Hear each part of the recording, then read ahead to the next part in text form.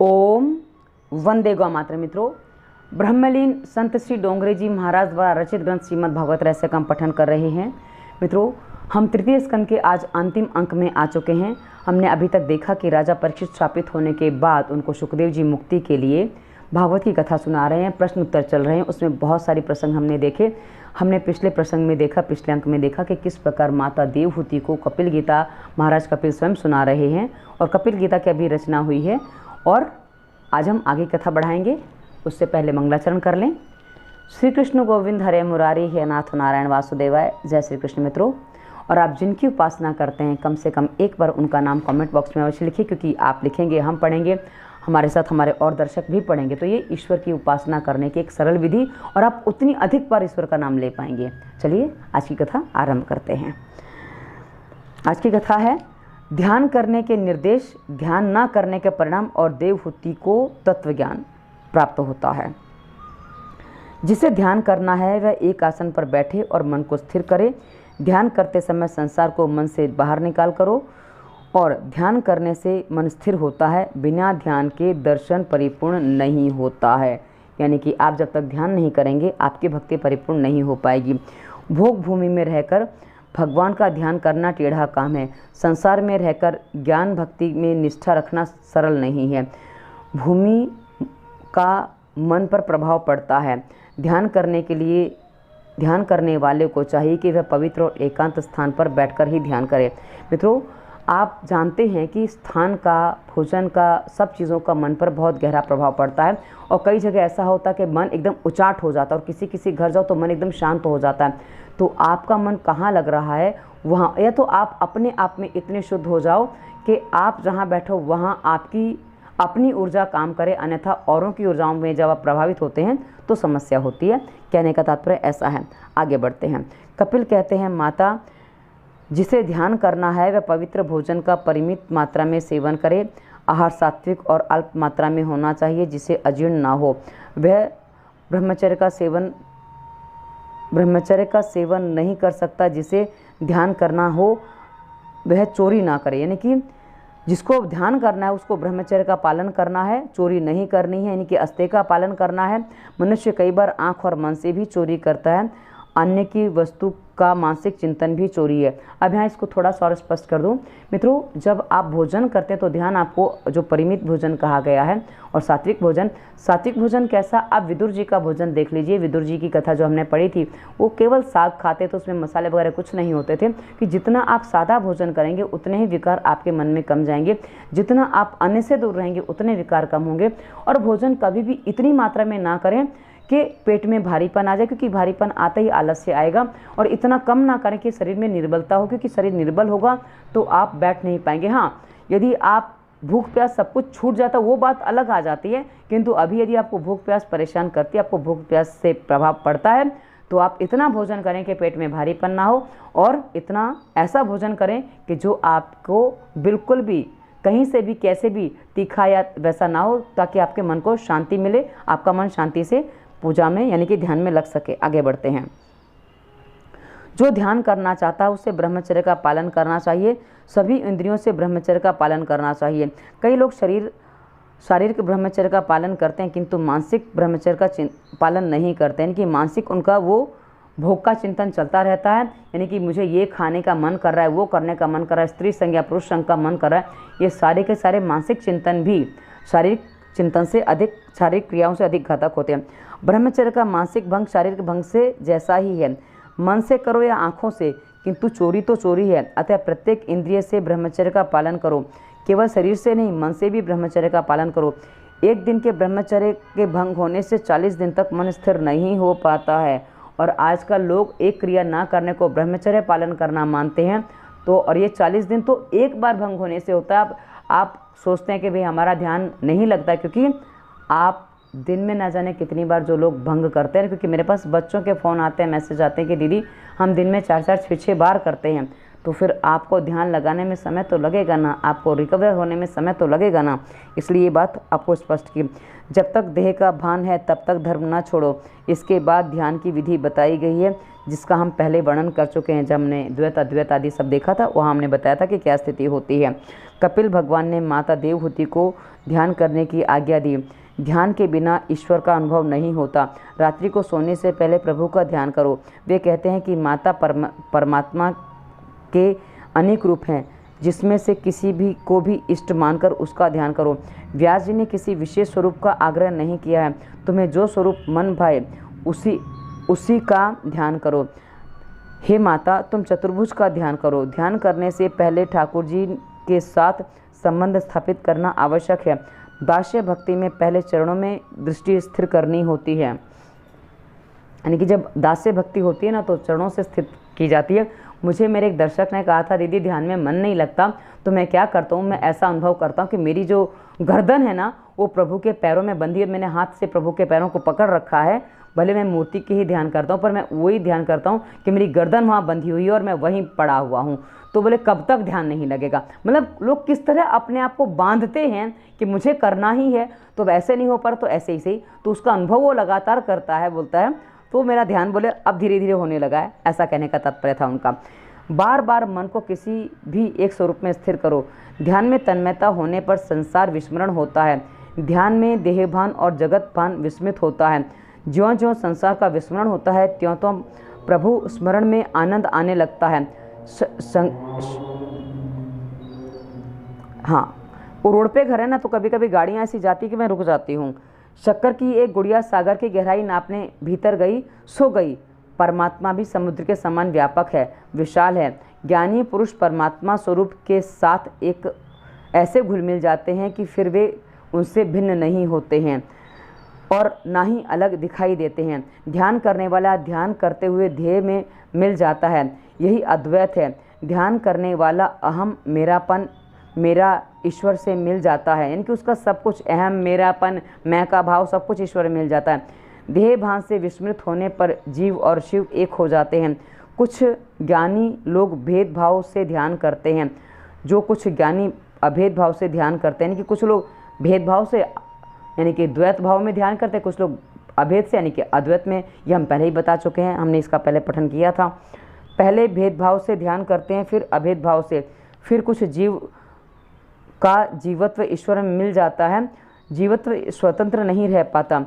जिस प्रकार कीड़ा भंवरी का स्मरण करते हुए भंवरी में मिल जाता है, भंवरी बन जाता है, उसी प्रकार जीव ईश्वर का चिंतन करते करते प्रभु में बन जाता है। दोनों का मिलन होने पर जीव भाव नहीं रहता है। तुलसीदास जी ने रामचरितमानस में कहा है, सोई जानई जेहि देहु जनाई, जानत तुम्हें तुम्हें हुई जाए, यानी कि उसको जिसको तुम अपने आप को बताना चाहो, तुम्हें जानते जानते तुम ही बन जाता है, वो तुम्हारे जैसा ही हो जाता है, तुम ही बन जाता है, जैसा भी नहीं वही हो जाता है, तुम ही बन जाते हो। किंतु उसे कौन जान सकता है? जिस पर वह अर्थात प्रभु स्वयं कृपा करता है, वही उसको अर्थात प्रभु को जान सकता है। फिर उसे यानी कि प्रभु को जानकर तन्मय अर्थात ईश्वर में होता है। ध्याता है जिस स्वरूप का ध्यान करता है, उसी ध्येय की शक्ति ध्याता अर्थात ध्यानकर्ता में आ जाती है। यानी कि हम जिस स्वरूप का ध्यान करते हैं उसी में ही वो शक्ति सारी के सारी हमारे भीतर आ जाती है, ऐसा कहने का तात्पर्य। अब इसके लिए एक उदाहरण दे रहे हैं। शंकराचार्य के जीवन का एक प्रसंग है। एक यवन उनसे मिला और बोला कि मैं भैरव यज्ञ करना चाहता हूँ। भैरव यज्ञ में पृथ्वी के चक्रवर्ती सम्राट के मस्तक की आहुति देनी होती है, वह तो अप्राप्य है।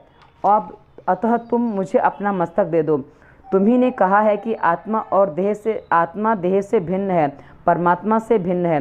देहदान से तुम मर नहीं जाओगे, अतः मस्तक दे दो।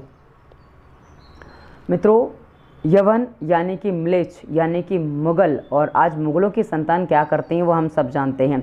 तो वर्णन वही है कि ये हमेशा कुतर्क करते हैं। भले देहभान से छूट गया है, लेकिन हमें कोई भी कार्य करने के लिए जीवन में देह की आवश्यकता होती है, क्योंकि देह नहीं है तो कार्य नहीं हो सकता। और देह के साथ जो तत्व जुड़े हैं, जो अंग जुड़े हैं, वो सब देह के साथ हैं, तो उसके किसी भी अंग के बिना वो देह अधूरा हो जाता है। पर उसने अपना कुतर्क दे दिया, उसने कहा ठीक है। तो अब शंकराचार्य ने कहा, मेरे शारीरिक मस्तक से अगर तेरा काम बन सकता है तो ले जा। शंकराचार्य ने उसे का देह ध्यास हो चुका था, यानी कि उनका देह भान छूट चुका था। वे मस्तक देने को तत्पर हो गए। वे बोले कि जब शिष्य ना हो और मैं ध्यान मग्न हूँ तब आकर मेरा मस्तक ले जाना। एक दिन मठ में जब कोई नहीं था, वह यवन मस्तक लेने आया, यानी कि एक दिन उसको अवसर मिल गया और वो मस्तक लेने आया। भगवान शंकर के शिष्य पद्मपाद जो नरसिंह स्वामी के भक्त थे, अब वो नरसिंह यानी कि प्रहलाद को जिन्होंने उबारा था वो नरसिंह के भक्त थे, तो नरसिंह से भक्त थे। उनको गंगा किनारे कई बार अपशकुन हुए, वो स्नान करने गए होंगे, गंगा किनारे होंगे, वहाँ उनको अपशकुन हुए। अतः वे दौड़ते हुए आश्रम में वापस आए। उन्होंने देखा कि एक यवन तलवार से गुरुजी का मस्तक काटने का प्रयास कर रहा है, कि उसके लिए तत्पर है। पद्मपाद ने क्रोध में सिंह बनकर उस यवन को चीर फाड़ डाला, यानी कि उनको इतना क्रोध आया कि सिंह बन गए और उस यवन को चीर फाड़ डाला। यह प्रसंग हमें बताता है कि उपासक में उपास्य की शक्ति आरोपित होती है। नरसिंह स्वामी का ध्यान करने से पद्मपाद में भी नरसिंह का आवेश उतर आया। सुखदेव जी वर्णन करते हैं, मदिरा से मदांध बने व्यक्ति को देहभान नहीं रहता है, उसी प्रकार ध्यान करता हुआ जो देहभान भूलता है वह भगवान के पीछे पड़ जाता है। प्रभु प्रेम में जो पागल हुआ है वह सुखी है और अन्य सब दुखी हैं। भगवान के अलावा और कोई नहीं है जिसका ध्यान किया जाए। उस समय दृष्टा भी भगवत स्वरूप हो जाता है, मतलब जब ध्यान करता है तो वह दृष्टा भी भगवत स्वरूप हो जाता है। यह अपरोक्ष साक्षात्कार है। ऐसी तन्मयता होने पर भक्ति सुलभ हो जाती है, यानी कि जब आप इतने तन्मय हो जाओ तो फिर भक्ति कठिन नहीं है, फिर उसके बाद भक्ति करना सरल हो जाता है। कपिल उपदेश देते हैं कि माता इन सबकी अपेक्षा श्री कृष्ण का ध्यान करते हुए जो देहभान भूल जाता है वह सर्वश्रेष्ठ है। भगवत भक्त प्रारब्ध अनुसार कर्मों को भी मिथ्या कर सकते हैं, अतः वह श्रेष्ठ है। यानी कि भगवान के भक्त जो प्रारब्ध अनुसार जो कर्म हमें भोगने ही पड़ते हैं वो कोई काट नहीं सकता। कभी कभी भक्ति के माध्यम से उनसे भी मुक्ति मिल जाती है, कि उनको भी काटने की आवश्यकता नहीं पड़ती, ऐसा कहने का तात्पर्य है। प्रेम अन्योन्य होता है। तुम ठाकुर जी का स्मरण करोगे तो वे भी तुम्हें नहीं भूलेंगे। एक बार नारद जी वैकुंठ लोग गए, वहाँ लक्ष्मी जी तो वहाँ थीं किंतु भगवान दिखाई नहीं दिए। इधर उधर ढूंढने पर देखा कि भगवान ध्यान लगाए हुए बैठे हैं। नारद जी ने उनसे पूछा कि किसका ध्यान कर रहे हैं आप? भगवान ने कहा, मैं अपने भक्तों का ध्यान करता हूँ। भगवान अपने प्रिय भक्तों का ध्यान करते हैं। नारद जी ने पूछा कि ये वैष्णव के आपसे भी श्रेष्ठ हैं जो आप उनका ध्यान करते हो? मतलब भगवान सबसे श्रेष्ठ और वैष्णव कौन है? जो विष्णु भक्त है वो वैष्णव है, और विष्णु भक्त किसी भी रूप में हो तो वैष्णव है। भगवान ने कहा, हाँ वे मुझसे भी श्रेष्ठ हैं। तब नारद जी ने कहा कि सिद्ध करके बताइए आप अपनी इस बात को। भगवान ने कहा, जगत में सबसे बड़ा कौन है? नारद जी ने कहा, पृथ्वी। वह कैसे श्रेष्ठ मानी जाए? नारद जी ने कहा, तो शेषनाग बड़े हैं। पृथ्वी, हाँ। प्रभु ने कहा, पृथ्वी तो शेषनाग के सिर पर आधार रखती है, फिर उसे कैसे श्रेष्ठ माना जाए? यानी कि पृथ्वी बड़ी है तो पृथ्वी तो शेषनाग पर है, तो उसको कैसे बड़ा माना जाए? तो नारद जी ने कहा, शेषनाग बड़े हैं। भगवान ने कहा, वह कैसे बड़ा हो गया? वह तो शंकर जी के गले का हार है और हाथ का कंगन है, अतः शेष से शिव महान है। शेष से शिव महान है। उनसे महान बड़ा रावण है, क्योंकि उसने कैलाश पर्वत को उठा लिया था। अब जिस पे शिव जी बैठे हैं उस पहाड़ को किसी ने उठा लिया तो वो बड़ा हो गया ना। रावण भी कैसे बड़ा कहा जाए? क्योंकि बाली उसे अपनी बगल में दबाकर संध्या करता था। अब यहाँ संध्या करता ऐसा वर्णन है, रामायण में वर्णन मिलता है कि वो बाली अपनी कांख में 6 महीने रावण को दबा के घूम रहा था, अपने सारे काम कर रहा था। वो कांख में दबा के रखा था रावण को बाली ने। बाली कौन? सुग्रीव के बड़े भाई और अंगद के पिता। अंगद जिन्होंने लंका में रावण की सभा में अपना पैर जमा दिया था, उनका पैर को हिला नहीं पाया था। बाली कैसे बड़ा माना जाए? क्योंकि उसको तो राम जी ने मारा। नारद जी, तब तो आप ही श्रेष्ठ हैं। भगवान ने कहा, नहीं, मैं नहीं श्रेष्ठ हूँ, मेरी अपेक्षा मेरे भक्तजन श्रेष्ठ हैं, क्योंकि सारा विश्व मेरे हृदय में समाया हुआ है, किंतु मैं अपने भक्तों के हृदय में समाया हूँ। मुझे अपने हृदय में रखकर मेरे ये भक्तजन सारा व्यवहार निभाते हैं, अतः ये ज्ञानी भक्त ही मुझसे भी श्रेष्ठ हैं। भगवान के भक्त भगवान से भी आगे बढ़कर हैं। राम से अधिक राम कर दासा। आपने सुना होगा, राम से बड़ा राम का नाम। अब इसमें एक छोटी सी बात आती है, आपको भी पता है पर एक बार फिर भी कहने में बड़ा आनंद आता है कि राम जी को सागर पार करने के लिए सेतु की आवश्यकता पड़ी, किंतु हनुमान जी तो राम का नाम लेकर ही सेतु पार लंका पहुंच गए थे, यानी कि सागर पार कर गए थे। मेरे निष्काम भक्त किसी भी प्रकार की मुक्ति की इच्छा नहीं रखते हैं। बिना मेरी सेवा के वे कोई और इच्छा नहीं रखते हैं कि उनको सेवा के अलावा और कुछ चाहिए ही नहीं है। मेरी सेवा के अलावा मेरे निष्काम भक्त मेरी सेवा को छोड़कर सालों के सरसृष्टि सामीप्य सारूप्य और सायुज्य भक्ति को भी स्वीकार नहीं करेंगे। मतलब उनको किसी भी प्रकार की भक्ति नहीं चाहिए। नरसिंह मेहता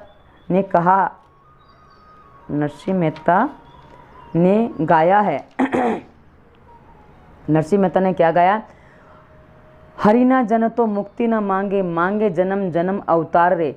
मतलब हरि, इसका अर्थ दिया है, हाँ अर्थ दिया है, तो मैं पहले गुजराती में पूरा पढ़ लेती हूँ, उसके बाद आपको इसका अर्थ बताऊंगी कि अर्थ इसमें दिया है इन्होंने। हरि ना जन तो मुक्ति न मांगे, मांगे जन्म जन्म अवतार रे। नित्य सेवा नित्य कीर्तन उत्सव निरखवा नंद कुमार रे। धन्य वृंदावन धन्य ए लीला, धन्य ए ब्रजना वासी रे। अष्ट महासिद्धि आंगणीय उभी मुक्ति छे एमनी दासी रे। भूतल भक्ति पदार्थ मोटू ब्रह्म लोकमा नाही रे। अर्थात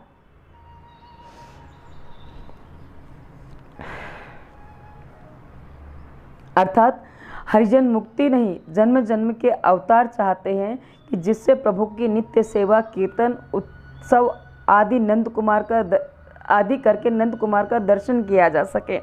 मतलब वो बार बार जो उत्सव मनाए जाते हैं ना, उसमें वो बालकों को नहीं, भागवत कथा में भी आपने सुना होगा किस प्रकार वो रूप बनाते हैं, उसका दर्शन हो सके।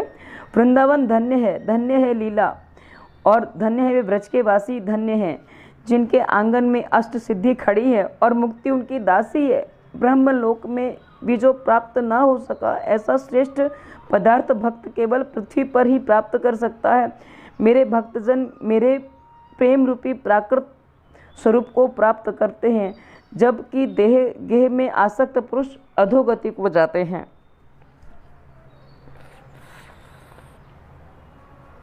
मतलब इस प्रकार कहा गया कि भक्त क्यों महान है।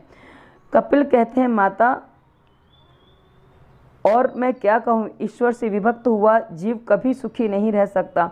वृद्धावस्था में है, शरीर तो जर्जर हो जाता है, किंतु मन और बुद्धि जवान रह जाते हैं। अब स्थिति उसकी है जो ध्यान आदि भक्ति नहीं करते हैं, उनके क्या परिणाम होते हैं वो अब हम पढ़ेंगे।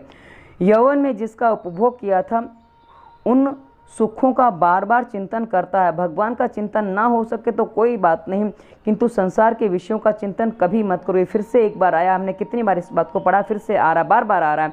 वृद्धावस्था में दुख सहन करना पड़ता है, सेवा कोई नहीं करता। यदि तुम अपने माता पिता की सेवा करोगे तो तुम्हारी वृद्धावस्था में संतानें सेवा करेंगी। माता पिता, गुरु, अतिथि और सूर्य, ये चार इस संसार में प्रत्यक्ष देव हैं, उनकी सेवा करो। मनुष्य के पास वृद्धावस्था में धन नहीं आएगा तो उसकी सेवा, उसकी दशा कुत्ते जैसी होगी। यानी कि मनुष्य के पास वृद्धावस्था में धन नहीं होगा तो उसकी दशा कुत्ते जैसी होगी। गृहपाल इवाहरण, वृद्धावस्था में दुखी होने पर भी ममता नहीं छूटती है। औरों को सुखी करोगे तो सुखी होगे। वृद्धावस्था में शरीर के दुर्बल हो जाने पर भी सत्संग और भजन करने से मन और जीव युवा होंगे। माने कि भजन चिंतन करते रहोगे तो मन और जीव सदा युवा रहेगा। वृद्धावस्था में यह जीव बड़ी सताती है। पाचन शक्ति ठीक नहीं होने पर भी बार बार खाने की इच्छा होती है। शरीर ठीक रहे तब तक बाजी हाथ में आए। इसके बाद प्रभु को प्रसन्न रखोगे तो बेड़ा पार होगा। बूढ़ा खटिया पर पड़ा है, मलशुद्धि की भी सेज पर ही करनी पड़ती है, यानी कि बिस्तर पर पड़े हैं, कुछ भी कर नहीं सकते, मल मूत्र सब बिस्तर पे ही है। इससे बड़ा नरक कौन सा हो सकता है, मुझे वो समझ में नहीं आता। कुछ पापी लोगों को इसी लोक में नरक यातना भुगतनी पड़ती है। मृत्यु के 6 मास पहले यमदूत का स्वरूप में दर्शन होता है। अति पापी को वृद्धावस्था में यमदूत दिखाई देता है। जिसके लिए पानी की तरह पैसे बहाए हों, वे भी लोग उस मरण के किनारे पहुँचे हुए बूढ़े के मरण का आतुरता से प्रतीक्षा करते हैं। मरते मरते हमें कुछ देते जाएगा, यानी धन धान्य है तो भाई कुछ तो दे के जाएगा, मरेगा तो, ऐसा सोचकर भी आप्तवर्ग उसकी सेवा करता है। सभी स्वार्थी रिश्तेदार आ पहुँचते हैं। रिश्तेदारों में यानी कि संबंधियों में भागवत में लोमड़ी कुत्तों जैसा कहा गया, यानी कि संबंधियों को यहाँ लोमड़ी और कुत्ते जैसा कहा गया।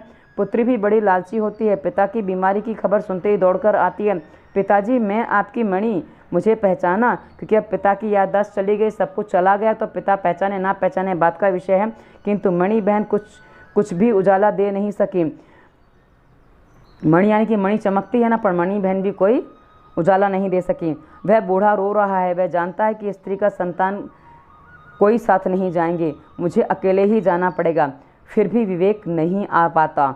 यमदूत इस जीवात्मा को देह में से बाहर खींचकर निकालते हैं।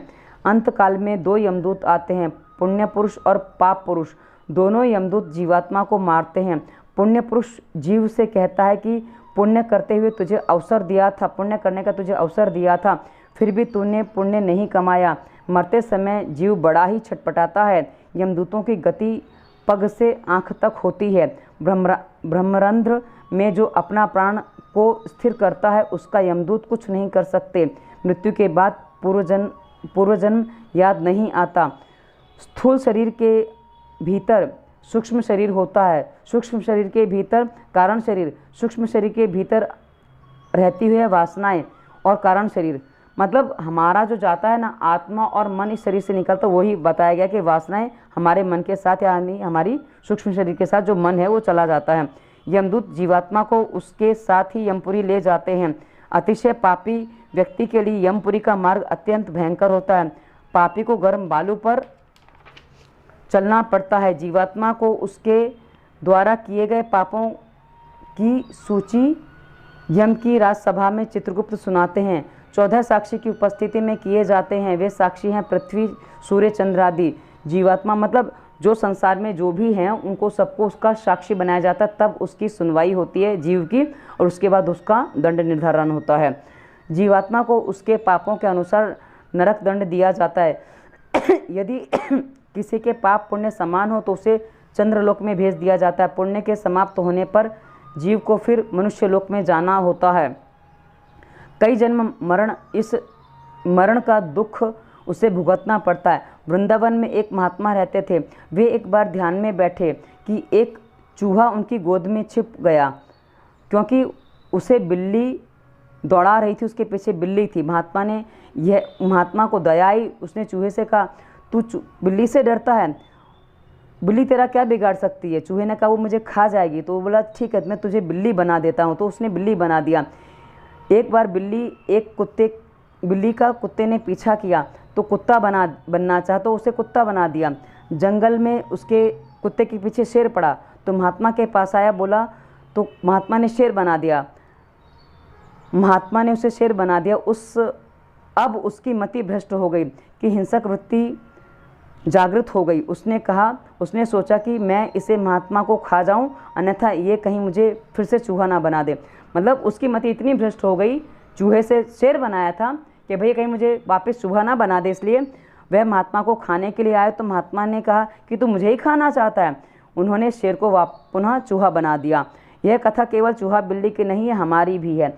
यह जीव कहीं चूहा था, बिल्ली था और मानव हो गया तो कहने लगा कि ईश्वर को मैं नहीं मानता, धर्म मुझे स्वीकार्य नहीं है। तब भगवान भी सोचते हैं कि अब तू कहाँ जाएगा, मैं तुझे फिर से चूहा बिल्ली बना दूंगा।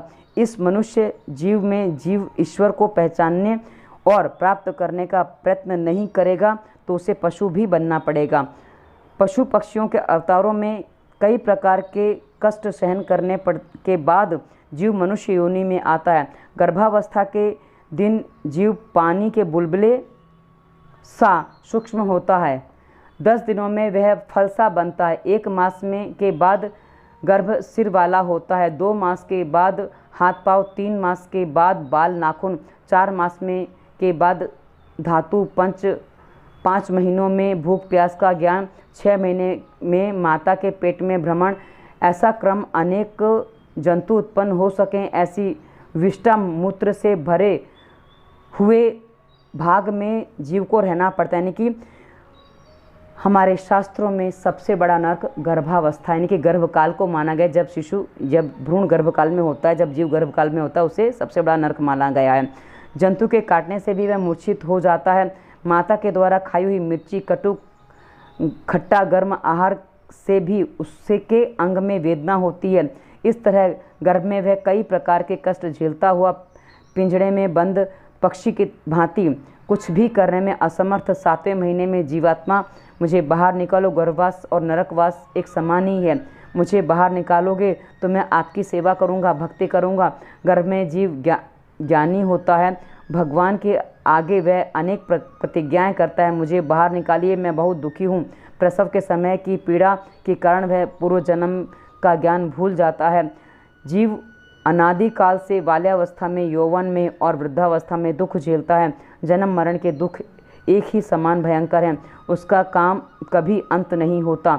जन्म होते ही माया का स्पर्श होता है। संसार में माया किसी को भी नहीं छोड़ती। आपने देखा हुआ गर्भ में बालक मोस्टली ऐसे, उसका वीडियो वगैरह जो भी देखोगे ना, वो सोनोग्राफी में वो इस तरह से आता है। कहीं भी फोटो आप गर्भावस्था की ऐसे ही देखेंगे जो भ्रूण अंदर होता है। अब यहाँ जो कहने का तात्पर्य है कि भाई वो गर्भकाल में सब कुछ सहन करता है, उसमें प्रार्थना करता है और बाहर आता है।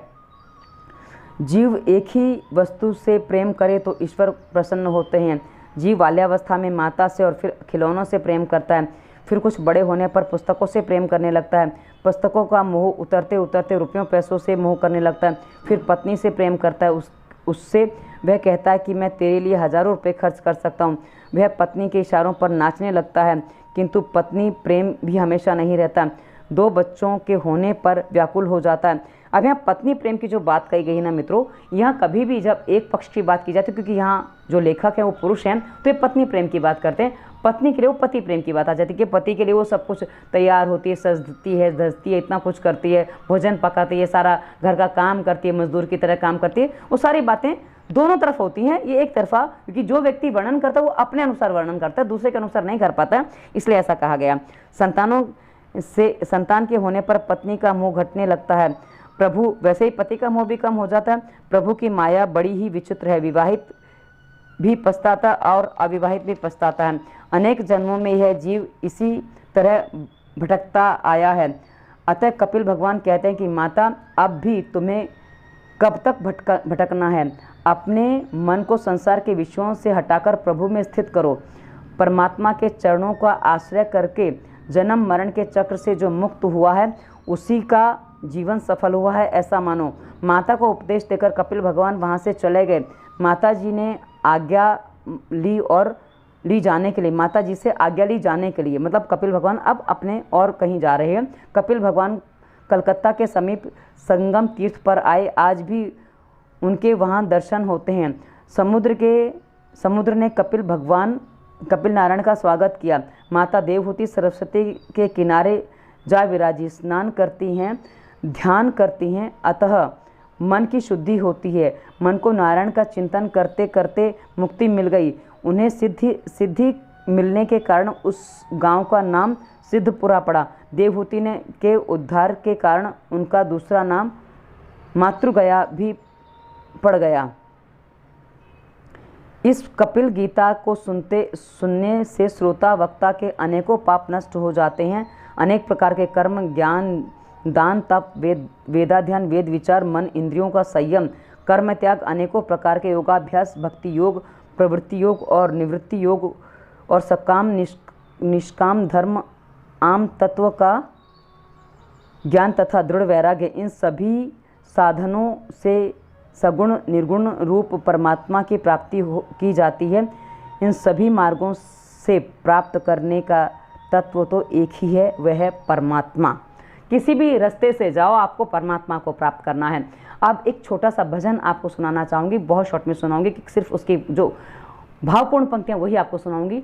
फिर मत कहना कुछ कर ना सके, फिर मत कहना कुछ कर ना सके, नहीं जीवन अब तक संवर सके। क्यों नहीं संवर सके? जब नर्तन तुम्हें निरोग मिला, सत्संगति का भी योग मिला, फिर भी प्रभु कृपा अनुभव करके यदि भव सागर तुम तर ना सके, फिर मत कहना कुछ कर ना सके। तुम सत्य तत्व ज्ञानी होकर, तुम सद्धर्मी दानी होकर, यदि सरल निरभिमानी होकर कामना विमुक्त विचर ना सके, फिर मत कहना कुछ कर ना सके। क्योंकि जब अंत समय आ जाएगा, फिर क्या तुमसे बन पाएगा। यदि शक्ति समय के रहते ही आचार विचार सुधर ना सके, फिर मत कहना कुछ कर ना सके। तो ये फिर मत कहना कुछ कर ना सके। अंत समय मनुष्य सोचता है ये नहीं किया वो नहीं किया, तो पहले ही सोच लो कि मत कहना कुछ कर ना सके। हरे राम राम राम हरे हरे, हरे कृष्ण कृष्ण कृष्ण हरे हरे। आज हम तृतीय स्कंद की पूर्णाहुति कर रहे हैं। तो श्री कृष्ण गोविंद हरे मुरारी, हे नाथ नारायण वासुदेवाय। अगले अंक में चतुर्थ स्कंद आरंभ होगा। जय श्री कृष्ण, धन्यवाद।